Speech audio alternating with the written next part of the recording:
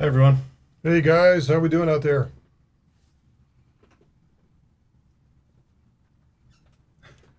Got a lot of folks on board Yeah. tonight. How we doing out there? Matt Rizzo, a citizen. Anatoly, Blockhead. I love it. Good evening, folks. Where's everyone coming in from? I'm sure this isn't the easiest time for everyone in the world, but yeah, 10 a.m. in Australia. See, that's Awesome. that's perfect. I mean, I'm more of a morning guy anyway, so Yeah. that's terrific. No intro music today. Sorry. This is your brain. On blockchain. There we go. Chicago, we got Florida, we got Yeah. Australia, America. Aloha. Now it's going too fast for me to read. Philly. I was just in Philly, Philly. Yeah. Philly, Colorado, another Philly, Arizona, Connecticut, California, Netherlands, Wow. Scotland. All right, let's hear for Scotland. We were in Yeah. Scotland exactly a year ago. It's a great place. Outstanding. Trinidad just had an earthquake. Fantastic. Yeah. That's. I hope everybody's okay there. All right.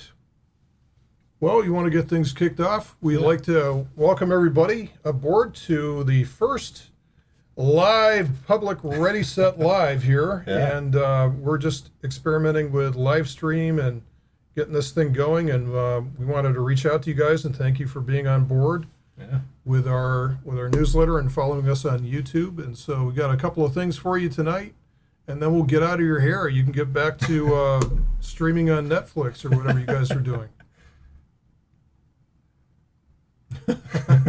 Germany. All right, we're going to show that one. And, yeah, I want to. There we go. I appreciate you guys being with us, whatever time it is in the world for you. Markets never stop in crypto, so there's always something going on. There's always something to talk about, and this is one of the best fan bases in crypto. So I love talking to you guys. I love the community that we built together. So yeah, I think we're gonna try to make this more of a frequent thing. So thanks for being on board, and yeah, let's kick it off. So Okay. Well, let's see. I will save the charting stuff for a little later because I'm sure you guys are going to want to get into, hey, what do you think about this chart and that chart and stuff like that. So I think Mav had a couple of points for you. yeah, There's some things that we want to share with you guys that are going on this week, as well as some other live events. And we may or may not have a little offer for you guys. yeah. So one thing I want to direct your attention to right off the bat is the fact that we're seeing pretty much record high BTC USD shorts right now, and that's in anticipation of what's going down later this week on Thursday, most likely. That's the deadline, but what it is the ProShares ETF deadline is August 23rd. And so that's a big deal, and why the BTC USD shorts are so high right now is because people are anticipating that the SEC is going to pass down a denial of that ETF application. So one thing I think people are kind of confused about is, first off, what is this ETF nonsense? I've heard about it a lot, but I don't really understand what's going on here. Why is it moving the market so much? Why should I even care? I mean, this is U.S. centric. What does it matter to me? I'm in Germany or whatever. It's like this doesn't. Why do I have to suffer because we're going through this delay denial cycle of these ETFs? We're in crypto. This is supposed to be decentralized anyways. Why should we care about the ETF? So I think the big thing to talk about is first off, what is the ETF that we're seeing on Thursday and how it's different than the one that you've probably heard a lot about. So the one on Thursday is the ProShares ETF, and that is a futures-backed ETF. And what that means is that it's going to be based on futures contracts. And that's very different than the one that you've probably heard a lot about, which is the VanEck SolidX ETF, which is a commodity-backed or physical-backed Bitcoin ETF, meaning that it's going to trade off the price of Bitcoin itself. Whereas the futures contracts are going to be based on some time in the future. People, you probably heard of Bitcoin futures before. Doc trades them. Let me let me Yeah. throw something in there because somebody's making a comment like, "Hey, why in the hell do we need this ETF thing anyway? Can't crypto stand on its own?" Yeah, that's a great point because obviously we're trying to build a market here. We're trying to build a marketplace, and we're trying to build a system that kind of exists on its own. And But Bitcoin was always built on this principle of freedom. And you but know, what's the difference in the market sizes between the current crypto market versus yeah, the equities and sure. standard market? Yeah, so we're at about 200 billion with the total cryptocurrency market right now. Bitcoin making up just over half of that. But this is really the first foray into institutional investment. It's sort of a soft version of institutional investment because once people are able to trade the ETF, they're able to do that in a way pretty akin to how people trade stocks. Especially with the VanEck SolidX ETF, that is going to allow people to trade that without actually holding or possessing the underlying asset itself. And that's kind of a big deal. That's a big step for us. That's yeah, I guess here's the point that I yeah, was going to make is, and Mav used to post these graphics out there from time to time, but if you look at the size of the crypto market currently versus the size of the global equities market, which is where the yeah, ETF would live in, it's almost like Pluto versus the sun. I mean, it's just such a huge difference yeah. that if we got just a little bit of that equities market influence into crypto, I think it would be enormous, enormous, and that could move things in both ways, of course. But I think we'd like a little bit of that influence. Yeah, so I think people are scared of it. I think people are scared of this sort of notion that this is the first step of a slippery slope where we're giving control away to the institutional bodies out there, the Wall Street guys, who are going to come in and just wreck this place. This free market that we've got going on here. And the unfortunate reality, guys, is that that's already happening. We're already starting to see that happen because the SEC and other institutional bodies are already influencing and monitoring and investigating crypto. Pretty soon here, I'm pretty sure the SEC is going to make a blanket decision on ICOs regarding their security status and where we're going forward with that. So there's going to be a lot we're going to see over the next year or so in terms of how governments of the world react and adopt and work with crypto. And the best thing we want to do is make sure that we're working with them and not against them, because unfortunately, for cryptos to survive, to continue to thrive, rather, we need to have the blessing of the governments of the sovereign nations that we operate in. And I know that's not a popular opinion, especially among the libertarians out there who want to make sure that this is always a free and open place for transactions. But this is unfortunately how things move forward. Is we have to embrace it in some respect. We can always still be our own space, but we need to at some point work with government so we're not labeled as a black market that transacts a bunch of stuff and labeled unfairly, rather. When people say that crypto is used exclusively for crime and drugs and all these other things, it's nonsense, because we're working to build better economies. We're working to build better solutions for monetary transactions and many other different things, such as smart contracts. So why we're continually associated with the stigma is because we still haven't defined ourselves well enough as a space. So it will come in time. But yeah, I think in the short term, we're definitely going to see probably some market volatility with regard to this ProShares ETF. So, what do you think decision is already priced into the market right now? It's definitely a denial. Denial is Yeah. priced into the market. So Yeah. we would see if there is the slightest hint of approval. Do you think perhaps that would cause a short squeeze? Oh, absolutely. Well, and that's the thing that people will tell you is, hey, look at the shorts right now. They're so high. That obviously means that a short squeeze is imminent. But guys, understand that shorts being that high means it's just as possible that they're right and that the price of Bitcoin goes down.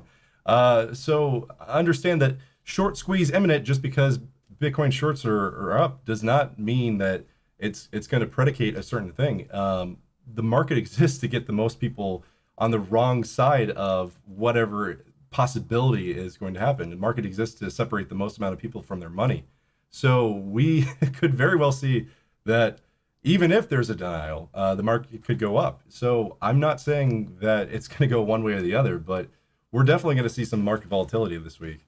Here's my thought on institutional involvement in crypto. I don't think we're going to see massive institutional involvement until the institutions can manage their risk. And the way that they traditionally will manage their risk is through derivatives, whether they are futures or options or any contract like that. We're not going to see institutional involvement into this space, which is something. Actually, I see a lot of comments in here talking about, kind of negative connotations with whales.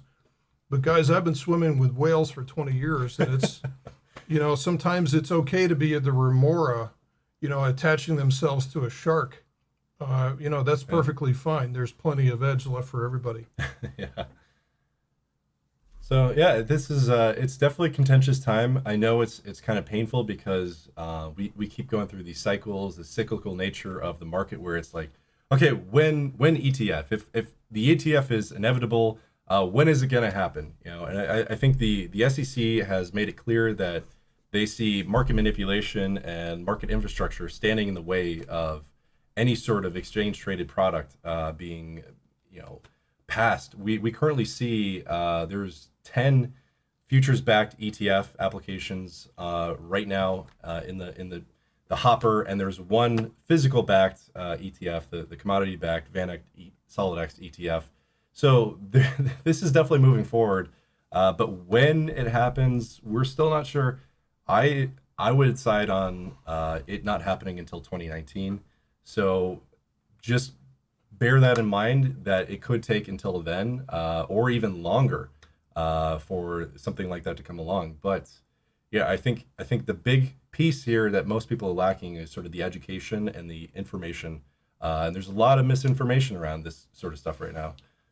I am in alignment with what Jesse just wrote, because Jesse just wrote, "Wait for the last flush."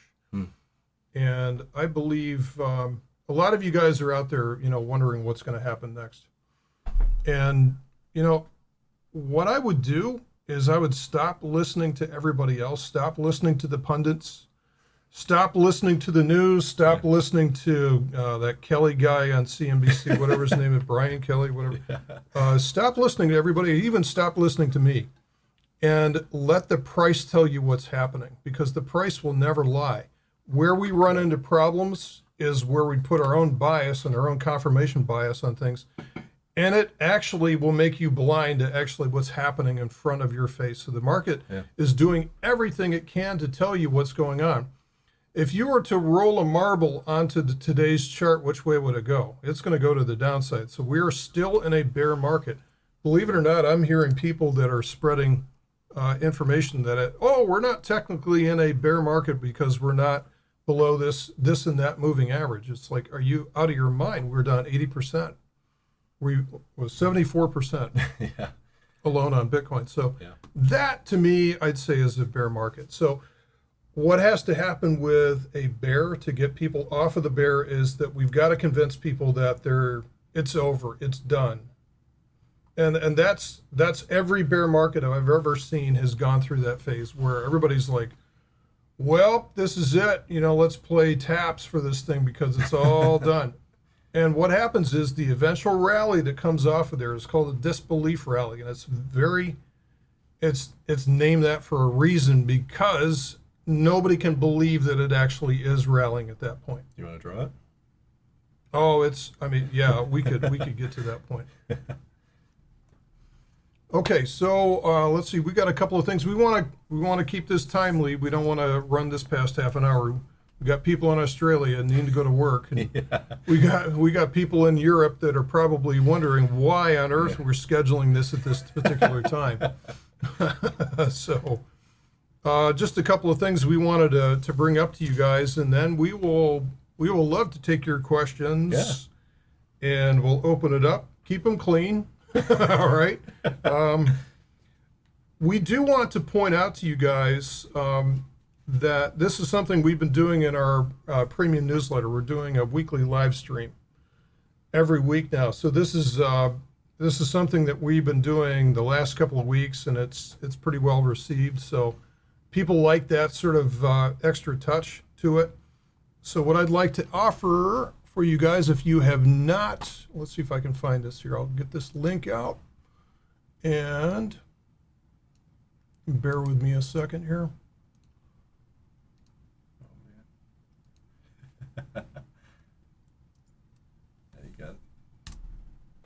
There we go. We've got a free trial for the newsletter.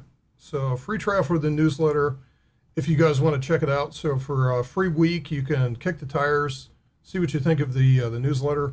And this is something we're putting out 5 days a week. So yeah, give that a shot. We also, if you guys are interested, we have some swag for sale. And some shirts. If you guys have a suggestion or a request for a shirt, I'm sort of a graphic designer on the side. So yeah, just send me whatever you want, and I'll make you a shirt. So yeah, it's fun. Next thing is, and if you look at the description of tonight's video, we have a webinar coming up on Thursday evening. So this is going to be a good one. 10 ways to create passive income with crypto. So put on by my friend here. So that is Thursday evening, same bat channel, same bat time. So watch, we've put that in every newsletter and link and everything like that. So make sure you get signed up for that. If you can't make it, don't worry about it. Sign up for it anyway. We'll send you the replay. What's the password for the... Oh, the password for that is ReadySetCrypto. The password is ReadySetCrypto. Yeah. So, crypto. Is that right? There we go. Password is ReadySetCrypto for that page. And the last thing I wanted to bring up with you guys before we get into the Q&A lightning round here is that if you didn't know already, we're doing a podcast. So ReadySetCrypto has a podcast out there on iTunes, Spotify, Stitcher, Google Play, just about every. I can even have Alexa bring it up. On, I forget what the name of the service is, but you can have Alexa play it. So it's everywhere. So we've got 10 episodes out there, and we're starting to do a lot more interviews for some of the movers and shakers in the space. So if there's something you want us to do, let us know, and we'll go make it happen. This is what we're here for. Awesome. Yeah, and if nothing else, guys, head on over to our site because we've got a free newsletter as well. And I put together like a 2-hour course for free. So yeah, and we also made an ebook, so it's all free for you. So we're very much of the opinion that you guys should be as educated as possible in this market, especially now as we're sort of, in this sort of perpetual bear market, and people are sort of wondering where the answers are and what to do and how to move forward. And I think the best response to that is to educate yourself on what it is you're investing in and learn more during this time so that when we do return to a bull market, that you're as well positioned as possible. So yeah, take it away with the charts, Doc. Okay, so one of the questions that came up was if we get a capitulation move, where's that gonna find support?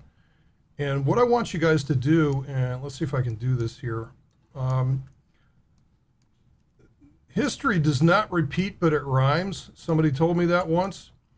And so what I want you guys to do is this was the bear market that we had from 2013.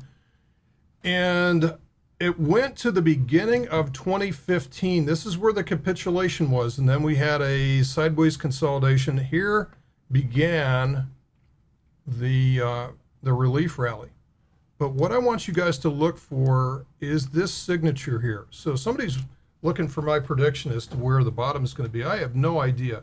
And anybody that does know or that purports to know where the bottom of this thing is doesn't know what they're talking about. Yeah. Because we're talking about animal spirits here. We were talking about human emotions, crowd emotions like that. You never know where the bottom of these things is going to be. So what I want you to look for is this specific signature. The signature will be called, it's called a waterfall decline. A waterfall decline typically signals the capitulation phase. This is where everybody says, that's it, I'm out of here, I can't take this crypto stuff. And believe me, guys, in a bear market, most of the selling, the most vicious selling, always occurs at the very bottom of the bear. I haven't really seen any vicious selling yet. We've seen this sort of persistent drip, drip, drip, but we have not seen anything that looks like this.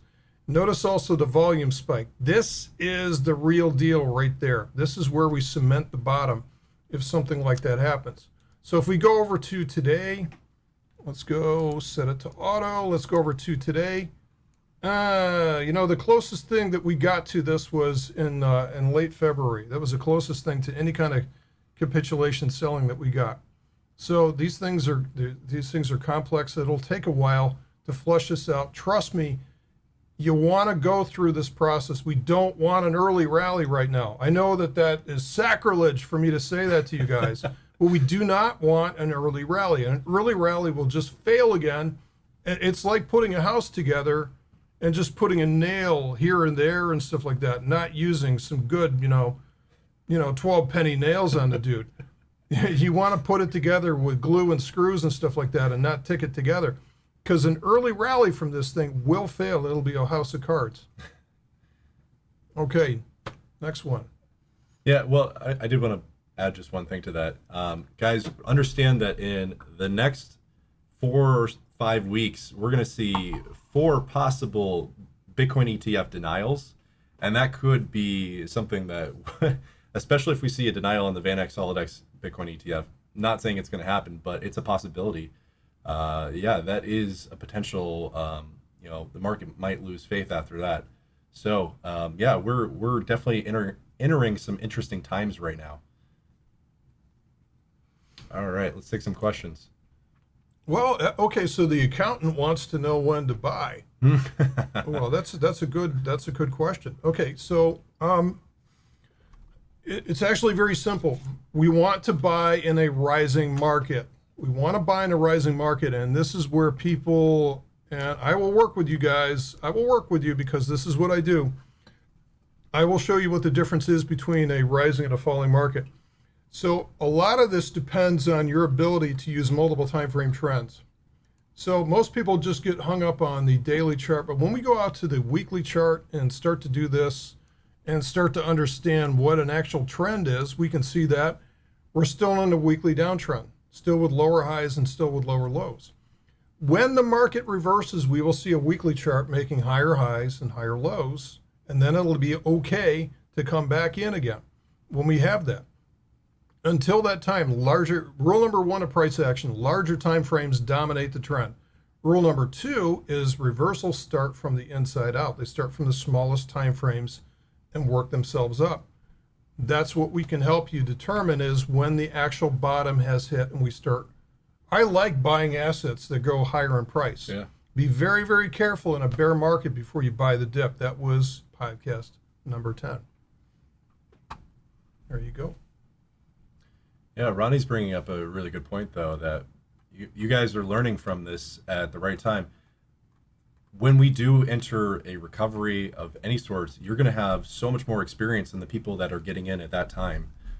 You'll better be able to anticipate what the market's going to do and how it's going to react, and you'll just be better for it. So I know these past 8 months, if you got in January, have been painful, but it's going to be worth it down the road.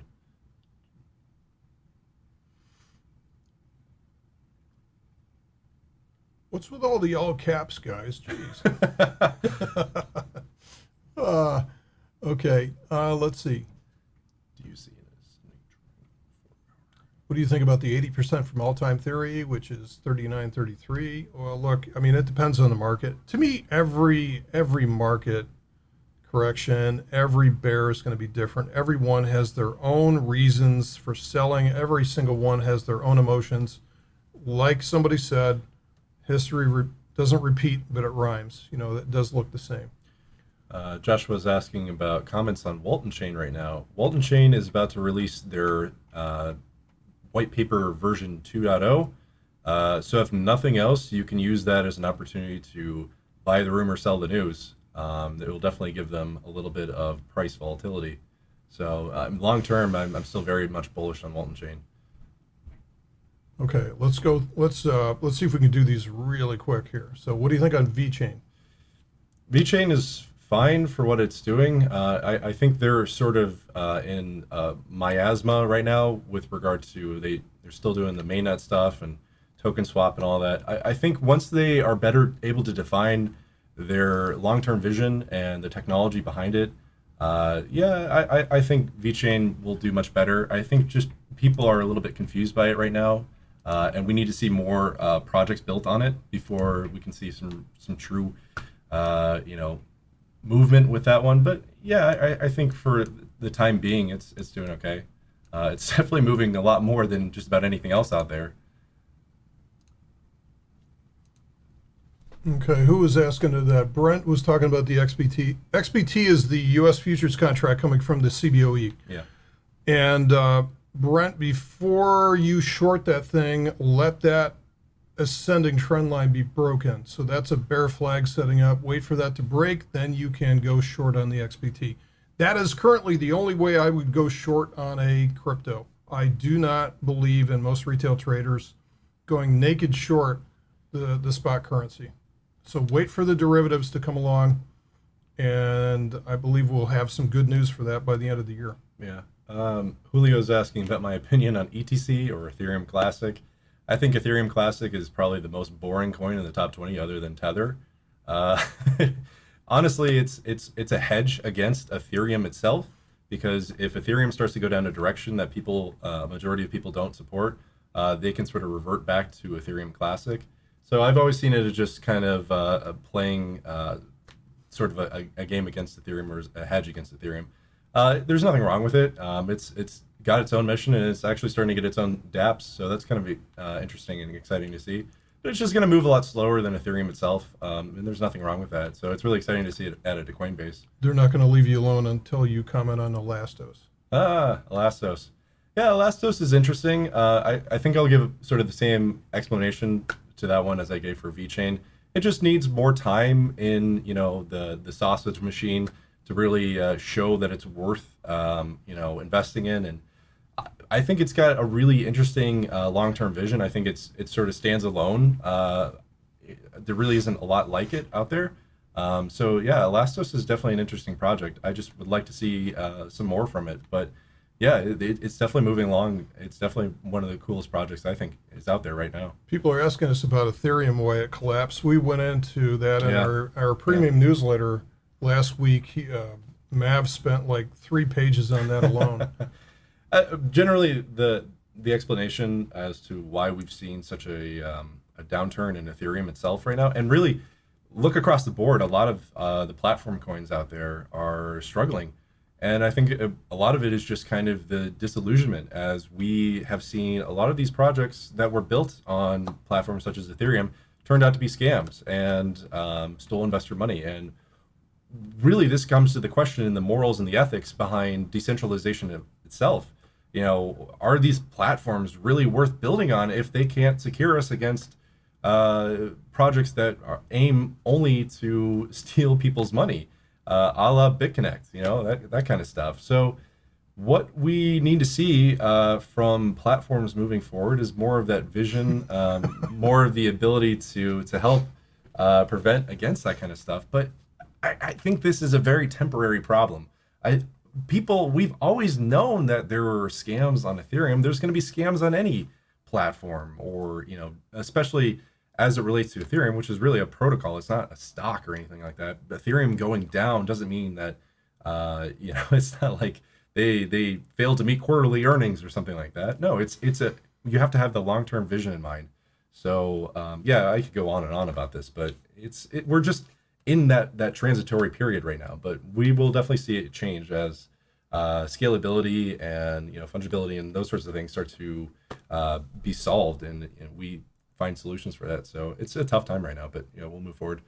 Rizo is asking me about Digitex. Actually, I'd spent some time in the premium newsletter on Digitex today. The reason why I like that one is because that's going to allow me, for the major 3 coins, to be able to set up futures contracts on there. So Bitcoin, Ethereum, and Litecoin are all going to have futures contracts in a rubber room. It's going to be a contained environment, which is only going to use the Digitex or DGXT utility coin as the reference currency. So that to me is awesome. I can't wait for that. Fourth quarter, that's going to allow you to, and that goes into the next question. A lot of people are saying, how do you short cryptocurrency? I would say for most retail traders, please do not do not naked short the spot currency. First of all, there's only a couple of brokers that will allow you to sell to open like that. I think like Poloniex and maybe Bitfinex, and there of course BitMEX, which is its own derivative set by itself. Or you can use the futures contracts like the XBT on Bitcoin, but you've got to be a U.S. retail trading customer to do that. Which is like BitMEX, you can't be a U.S. customer and use BitMEX. So there's so many different geographic, VPN. Yeah, we don't want to tell people to break the law. So, all right, we'll take a couple more questions here. I'm sorry if people are beating you up on Cardano. They want to know about Cardano. Oh man, Cardano is interesting. I do appreciate that they've made some progress on the Ouroboros stuff, and yeah, I think it's definitely one of the most ambitious, if not the most ambitious, in the top 10. They need to do a better job of making it easier for people to understand what sets them apart from other platforms. But yeah, they definitely have. I definitely appreciate that they do a lot to focus on the technology itself, and make that the most important thing, other than price. We see people commenting in price from projects, and that's just that's not good. I don't like seeing that. So yeah, Cardano I think is in same sort of scenario as Ethereum and EOS and Neo right now. It's just they're trying to find what sets them apart. They're trying to see what they can do to survive this bear market in such a way that they come out on top, and prove that they have a compelling vision for the future of smart contracts and dApp platforms. And anything else that they're trying to do and bring to the table. So really, it's a game right now. It's a competition to see who is going to be the fastest, who's going to be the easiest to develop on, who's going to be, give developer incentives or stuff like that. It's really just a race to see who can be the best platform coming out of this. And, looking into just the way that networks work, the network effect of, you're not going to want to build or launch an ICO on a small platform. You're going to go with the biggest platform out there because you want the most exposure.